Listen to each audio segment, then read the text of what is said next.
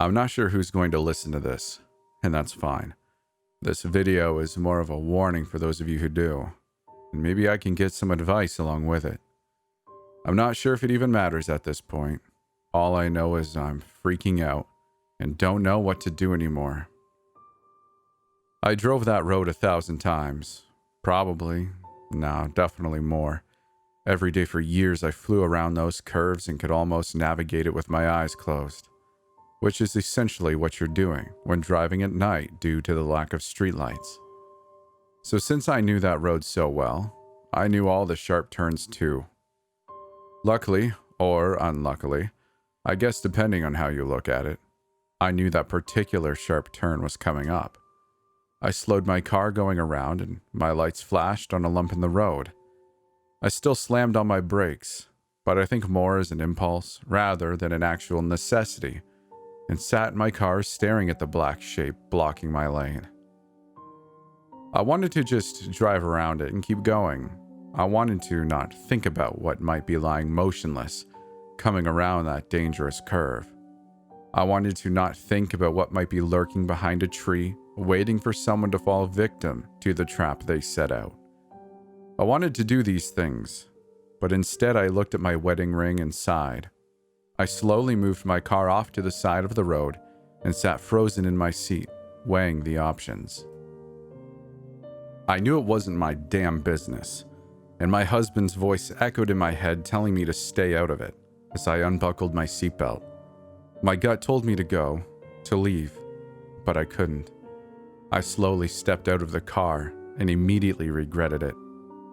The wind was icy against my bare face, and my thin sweater wasn't quite enough to keep the chill away from the rest of my body. What the hell am I doing? I thought to myself as I approached the seemingly lifeless mass being lit up by my car's lights. I could see what it was now, and knowing it was a body made me feel obligated to investigate further. What if they were still alive? What if it was just a kid? I had to find out. But the closer I got, the more my stomach sank. I've seen death before. We all have. Been to funerals, roadkill. Hell, I grew up hunting. But something about the cold and the dark didn't feel right. I stood over the boy's body. He couldn't have been more than 17 and he was in awful shape. His face was bloody and twisted. He had a bone sticking out of his leg, and I'm sure if he hadn't had that puffy winter coat on, I would have seen another in his arm. As horrible and gut-wrenching as it was also oddly calming, oddly serene. The small pool of blood shone bright in my yellow headlights, and his face, probably once in pain, was now devoid of all feeling, and I knew he was at peace. He was dead, so I wasn't in a rush per se, but I took out my phone to call the police. As I did, I thought about the fragility of life, how we hold on to it and cherish it, and think it's the end. We don't take into account how beautiful and... I never got to finish that thought, as the headlights whipping around the corner filled my vision, and then the world went black again. My eyes opened on a bright blue sky, and I immediately knew where I was. A sense of calm and warmth rushed over me as I stood there and took a deep breath. The air was more fresh than anything I could have ever dreamt. I glanced around and couldn't find the sun, but still felt its warmth and light washing over me. I felt at peace. I felt home. It sounds stupid, but in that moment, when you're standing there, taking in the nothingness around you, the serenity around you, you feel like you belong. You feel like everything you knew before was just to get to you to this point. Even thoughts of my husband and my family back home gave me nothing except what I can describe maybe as bliss and reassurance, that one day they too will join me. All the pain that they'll experience will be worth the beauty that they're going to live with for eternity. I felt a tear bubble in my eye and wiped it away, trying to suppress the smile that had taken over my face. But I couldn't, and honestly, why did I want to? I was here. It was over.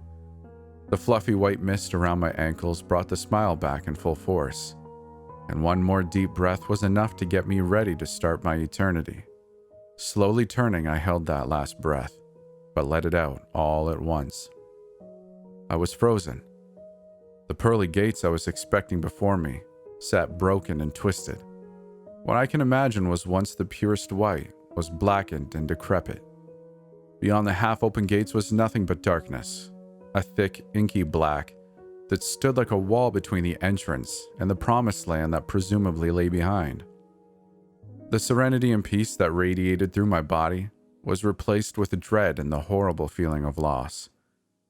I turned back to the bright blue sky that greeted me to this place, hoping without hope that when I turned, the image would be reversed, and whatever cruel joke this was meant to be would be over. But I wasn't so lucky. Tears formed in my eyes for a different reason this time, and I felt my body start moving slowly towards the mouth of the darkness that was waiting for me.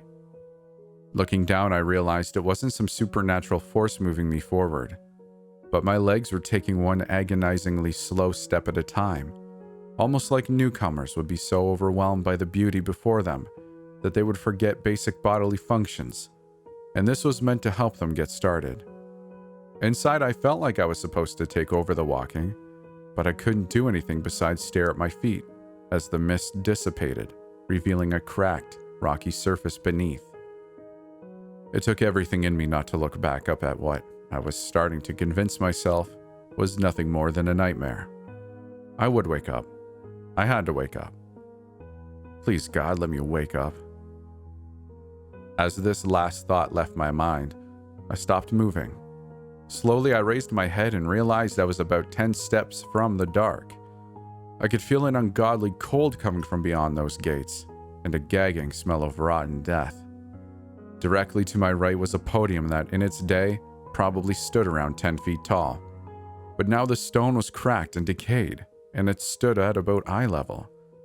The remains of a gold-bound book stood open, hanging off the edge directly in my face. Most pages were torn and burnt, or covered in a dried red that I didn't want to think about. But as I stood there shaking uncontrollably, names began to appear on the unscathed sections, and one name in particular caught my attention. My name. My heart dropped and I let out a small cry. I hadn't taken a breath since I turned, but I couldn't remember how. I didn't know if I even needed to, but I couldn't remember how either way. The shaking turned from a small shiver to a full-body spasm, and my chest tightened until the pain was unbearable. I felt my body start to move forward again as my heart pounded out of my chest. I wanted to, needed to throw up. Between the dread and anxiety and that damn smell that refused to leave my nostrils. But I couldn't. The cold enveloped my body the closer I got and burned my skin. I wanted to cry out again, but I choked on the sounds. The screams now audible from the shadows were almost completely drowned out by the pounding in my ears. I think that made it worse, though, because hearing the faint screams and cries made me fill in the gaps myself. My eyes flooded with tears and they soaked my face so bad I could barely make out the gates that were slowly getting bigger and bigger in front of me. The gates almost had a faint glow through my tears. The colors melded together into something almost white and pure. A sick laugh croaked out from my strained throat through the tears and continued the closer I got. The horrible part of it all is as I was pulled mere feet from the entrance, my tears and mine tricked me into seeing the glow get brighter and brighter.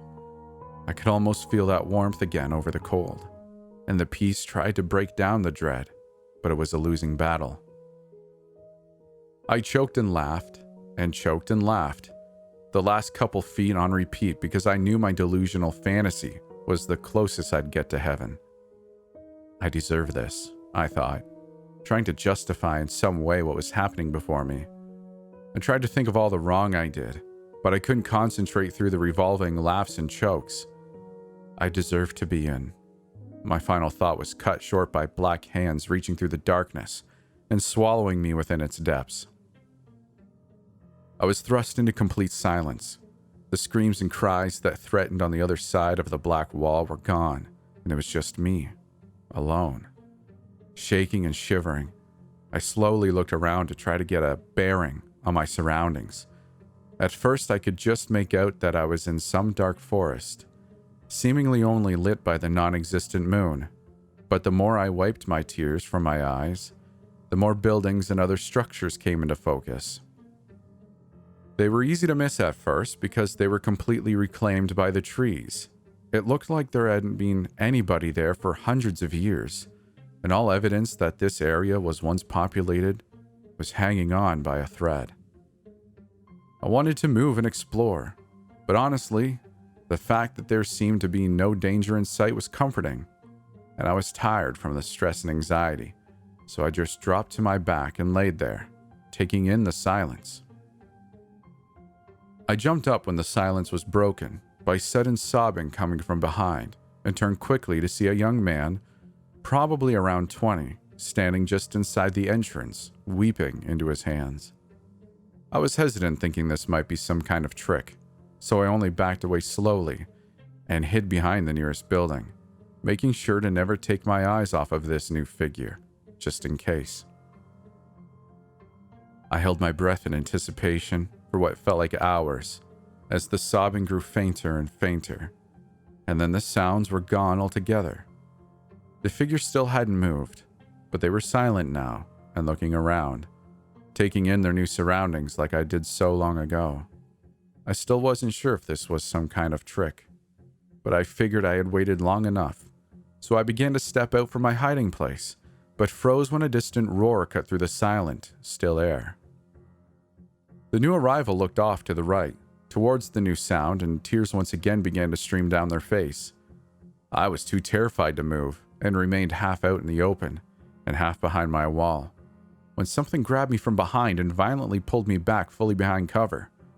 I turned breathlessly to see a middle-aged man with half his face scarred and torn, looking me in the eyes with his finger over his lips, pleading with me to be silent. I swallowed and nodded timidly, but I was shaking so bad that it may have been lost in my other movements. He put his hand over my mouth and slowly moved to peek around the corner. After a moment's pause, he got about an inch from my face and whispered, "Don't show yourself and keep your mouth shut, but look around the corner."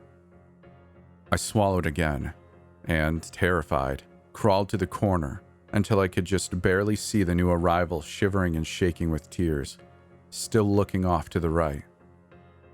My vision over there was partially blocked by trees and a few crumbling structures, so I couldn't make out anything. But the new arrival clearly could see something, because with each passing second their face twisted more and more with fear. I could barely make out what sounded like something running through leaves and panting, and in a blur, the new arrival was swept off his feet and was on his back screaming, while something demonic tore at his face, while letting out wet, vicious squeals. Behind the blood drenching the scene and the pathetic cries, it took all I had to hold back tears and vomit. As fast as I could, I put my back against the wall and closed my eyes and covered my ears, trying desperately to drown out the death screams and pleas for help. But I could only do so much. I felt a hand on my shoulder and opened my eyes, without uncovering my ears, and my savior gesturing for me to follow him quietly.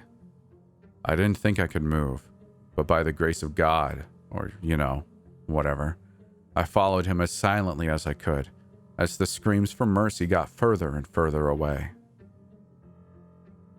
We moved through more dark forest for, I think, about an hour. Once the screams were completely out of range, we were back in an uncomfortable silence. The only sound was the soft crunching of leaves beneath our feet as we made our way past more tree and moss-covered buildings. If I didn't know any better, I'd think this was New York or something, just after some disaster that wiped out all the people. It was beautiful and extremely unnerving at the same time. I tried not to think about it. I wanted to say something to my guide to break the silence, but he hadn't even looked back at me once since we left. And what would I say anyway? I just had to follow, silently praying that he was actually here to help. Eventually, the buildings were gone, and it seemed like we were actually in what was originally a forest. A couple minutes in, We reached a cliffside, and he gestured for me to stop, and stood there for a moment with his back to me, seemingly trying to remember which way to go. He motioned for me to follow the wall to the right. I didn't move. I still didn't fully trust this person. Honestly, I only really followed him in the first place, to get away from whatever the hell was back near the entrance. After a minute or so of me not moving, he hurriedly came at me. "What the hell are you doing?" he said in a mixture of a yell and a whisper. When I didn't respond because I still couldn't, he added, more calmly, "A few of us have a hideout from the Fae, and we really need to move. You need to trust me." The sincerity in his eyes momentarily put my mind at ease, and I, still a bit hesitant, moved along the wall in the direction he indicated. I moved at a much slower pace than we did through the trees, since I was in the lead, every once in a while looking back at him to make sure he hadn't abandoned me just yet. And he didn't. At one point in my shimmy, I came up to a patch of vines and felt him tap on my shoulder. When I looked back, he was pointing at the vines, as though I should just try to walk through. I gave him a quizzical look and froze, no longer trusting his direction. Clearly frustrated, he looked around us and then shoved me out of the way. He shot me one last look, shaking his head, and then launched himself into the vines and disappeared. I wanted to follow him. I really did. It seemed like the safest path, but I froze. Could I survive out here on my own? Were there more of those things out here? Was this still a test? If I followed him, was he bringing me to hell? Was that thing tearing me apart some kind of repentance to make it to heaven? A million questions raced through my mind as I stood there like an idiot all by myself, completely exposed. I really had no idea what the answer to any of this was. But when a familiar demonic roar tore through the silence, I swallowed my pride and hustled through the vines. It looked like I had just stepped into a war bunker. There were about a dozen people standing and lying and sitting around, bandaged and cut and bloody, staring at me and my companion as we stood there dumbfounded. They all gave him nods without saying anything and looked away, going back to whatever they were doing, whether it was tending to the injured. Some looked like they were preparing a small batch of food, and others were sharpening swords and axes. My guide turned to me with a relieved smile on his face. "We're here. I think you should get a little rest, and then we can get some food in you and talk."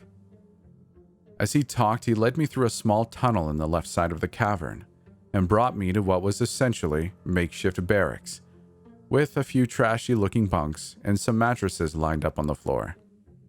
"You don't need to sleep often, so there's no real assignment, so just choose whichever one catches your eye." He stood in the center of the sleeping room with his arms outstretched and a seemingly forced friendly smile waiting for me to enter. But I didn't. I couldn't. I didn't want to sleep. I didn't want to rest. I just wanted to know what the hell was going on. After a few moments, he dropped his arms and the smile faded from his face. He sighed. "No sleep just yet, I guess."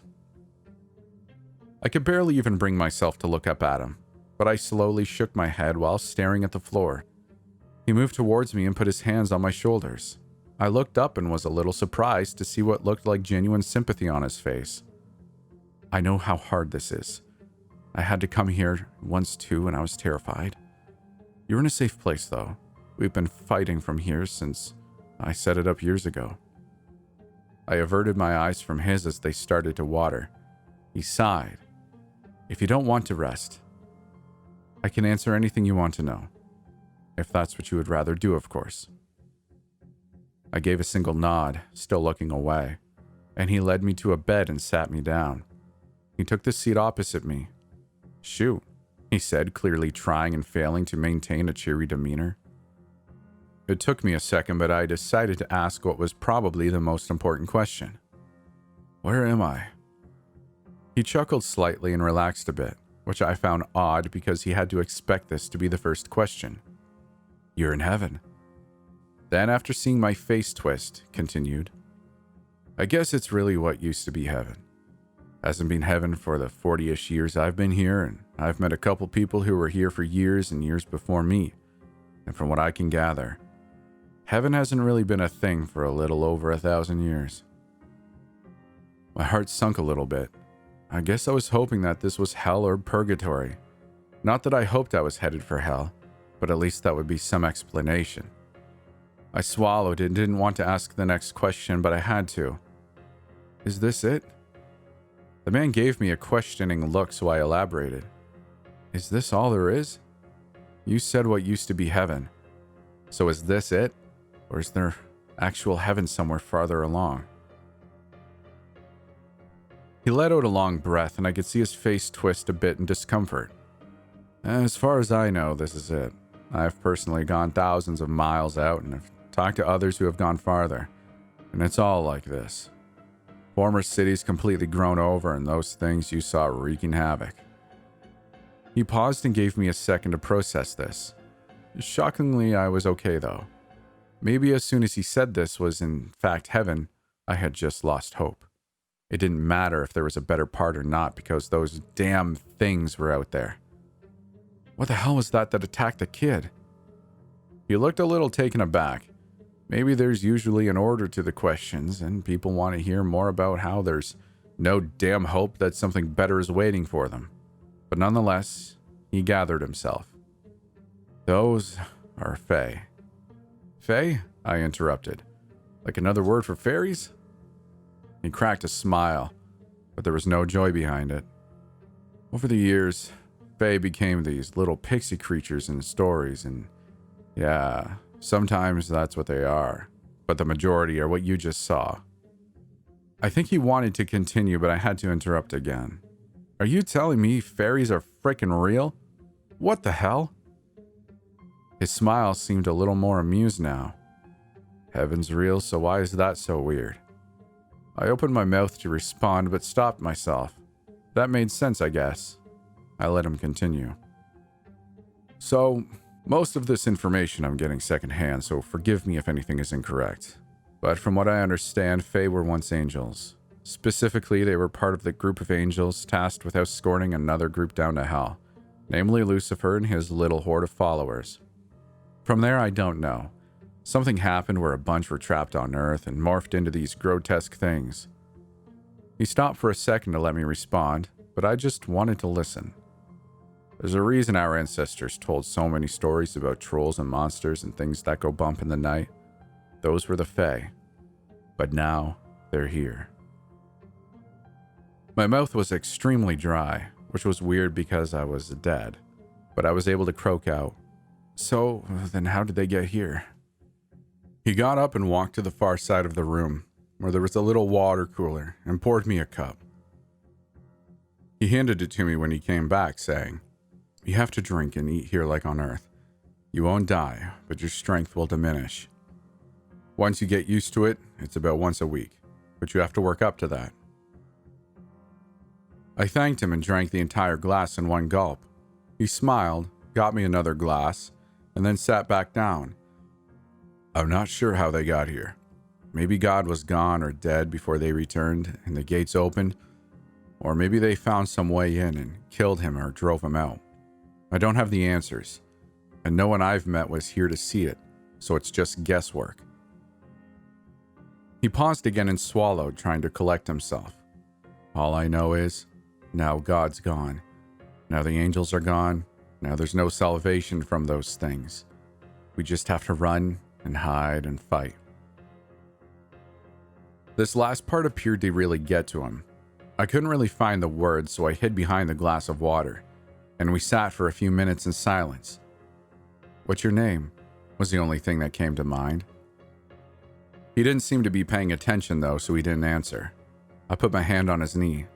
How long have you been here? He looked down at my hand and then up at me. Depends. What year did you die? 2020, I responded. He looked away for a moment and then back. Since 1973.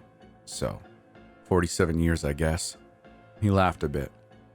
47 damn years. Wow. He looked over my shoulder and looked a million miles away. I was 46 when I died. I finally caught up.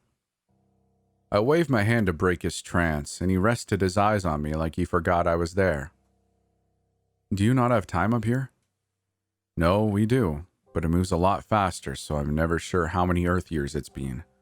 As best as I can estimate, it's about 100 to 1, but who knows? It doesn't matter, I guess. I just like to ask the year. He looked from me down to his hands and got lost in thought. I decided to ask again. What's your name? He heard me this time, I could tell. His face twisted the slightest bit when I asked, but all he said was, "It's not smart to give names just yet. Let's see if you stay here." What is here? I asked. Like this specific place? He nodded slightly. Well, there's a few entrances to heaven, like the one you came in through, that the souls pass through. We decided to set this up when I realized that the Fae were scoping out the gates and ambushing the newly dead. We did this to try to get everyone to safety if we can. So you can leave whenever you would like. I just wanted to get you here away from them first. Do you think those things will kill me? I stuttered, panic washing over me.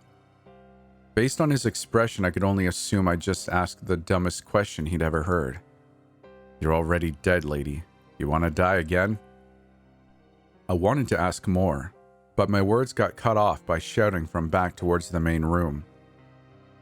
My unnamed guide jumped up and grabbed my arm. This should answer a lot for you. He pulled me back through the small passage to the entrance, where there was a mad scramble of bodies. They were scrambling, but it didn't seem like anyone was in much of a panic, which seemed odd to me. The scramble was less that and more an organized hive moving together. I couldn't really tell, but it looked like they were carrying something. They placed it down in the corner opposite of me and discussed amongst themselves for a while before most of the group dispersed. I stood where I was, trying to figure out what it was, because it just looked like a red blob. I realized unnamed man was still holding my arm and moved me closer to the blob to get a better look, and still it was just nothing. I looked at my guide, confused. Take a look at it, he responded.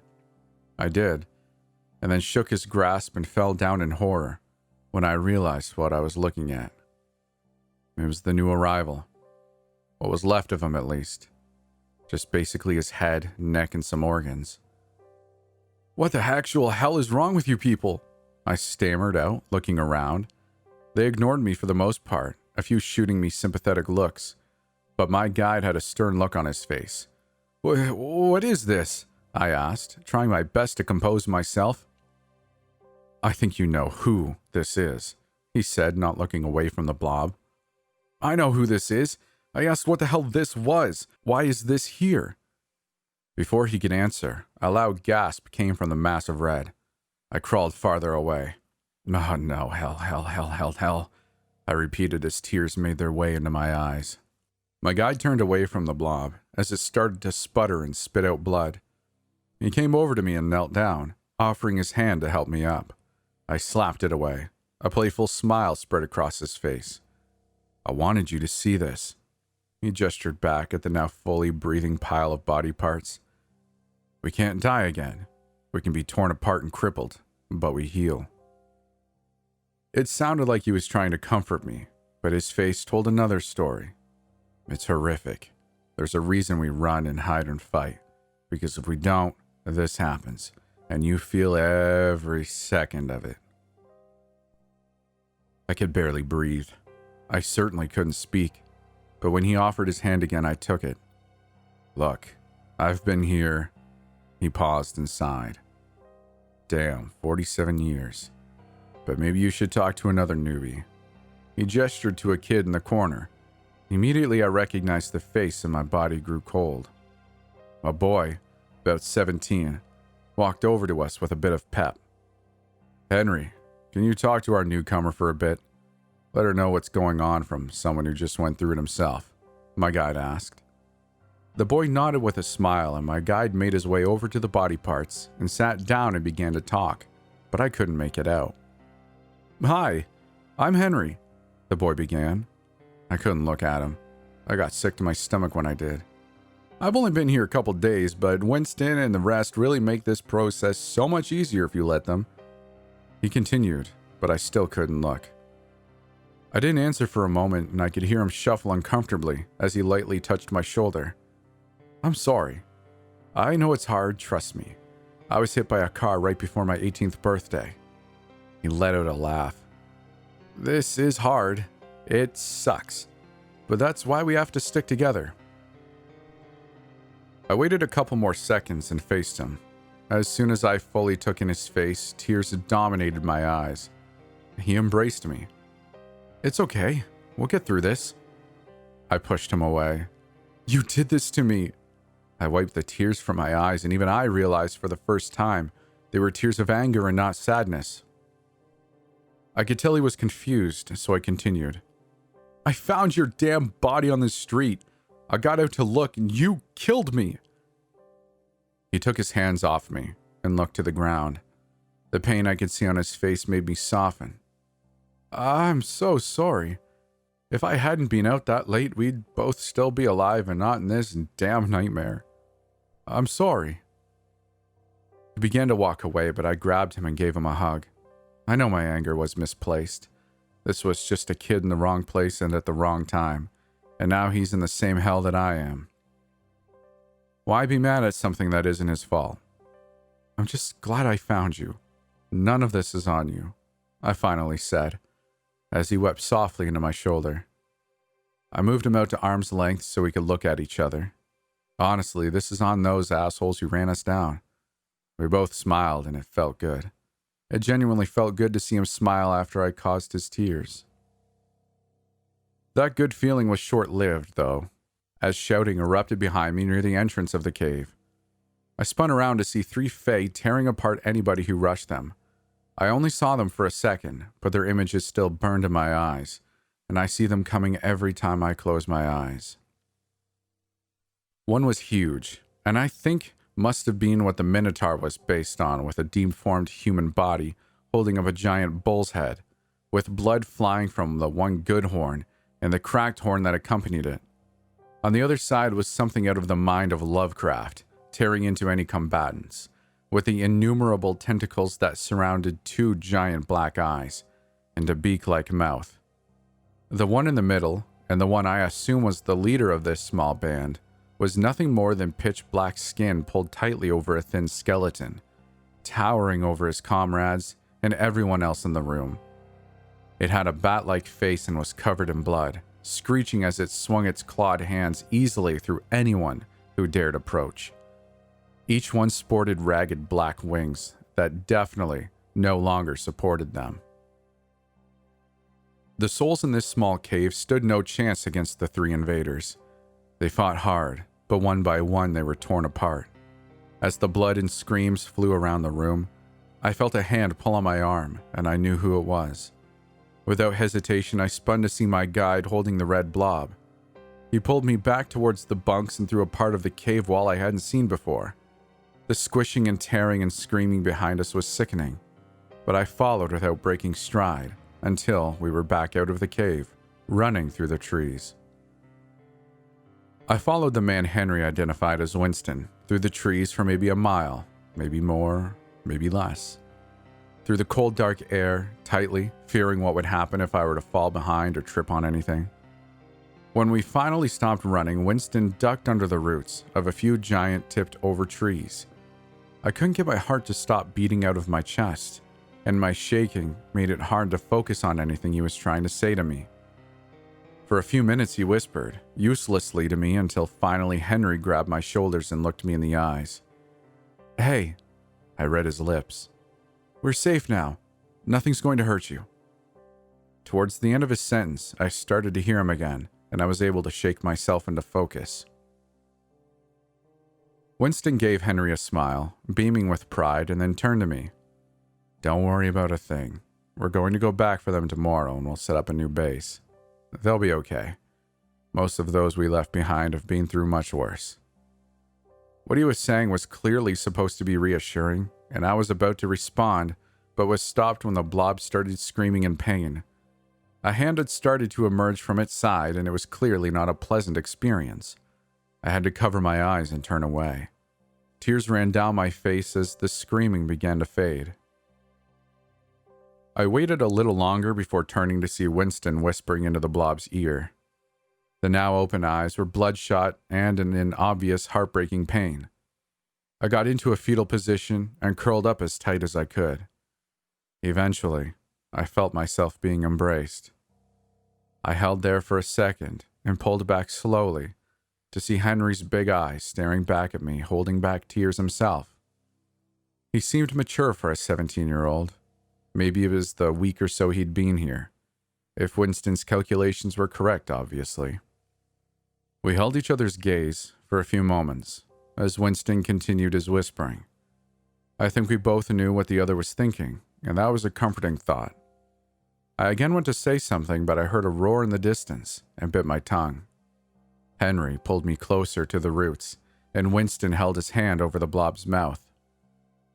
Time seemed to stand still as we all waited for another cry from the trees. Finally, a gasp from Winston broke the silence. I looked over in time to see him pull his hand away from the mouth, clearly bitten. In the split second I glanced over, the blob let out another blood-curdling scream. Henry dove over and covered up. But the damage was done.